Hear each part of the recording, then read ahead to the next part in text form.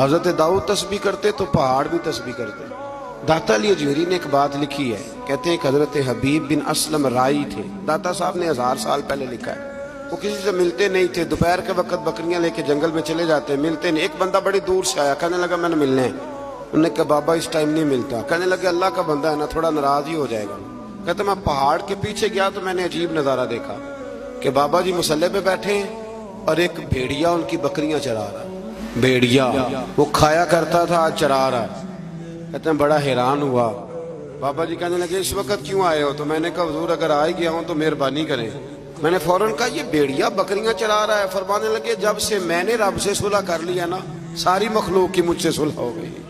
تو کہتے ہیں میرے دل میں خیال آیا کہ پتہ نہیں بابا کچھ کھلائے پلائے گا بھی کہ نہیں۔ تو کہتے ہیں لکڑی کا پیالہ پہاڑ کے نیچے رکھا تو وہ شہد سے بھر گیا، پھر میں نے وہ پیا، دوبارہ رکھا تو دودھ سے بھر گیا، پھر تیسری دفعہ رکھا تو وہ پانی سے بھر گیا۔ تو کہتے ہیں کہ میں بڑا حیران ہوا۔ تو کہنے لگے حیرانگی والی کون سی بات ہے؟ اگر بنی اسرائیل کے نبی دعا کریں اپنی نافرمان قوم کے لیے تو اللہ انہیں پہاڑوں سے پانی دے دیتا ہے۔ میں تو محمد عربی کا وفادار غلام ہوں، مجھے نہیں اللہ عطا کرے گا؟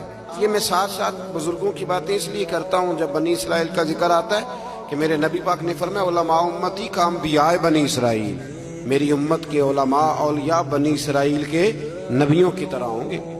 تو حضرت داؤد علیہ السلام کے ساتھ پرندے اور پہاڑ تسبیح کرتے ہیں۔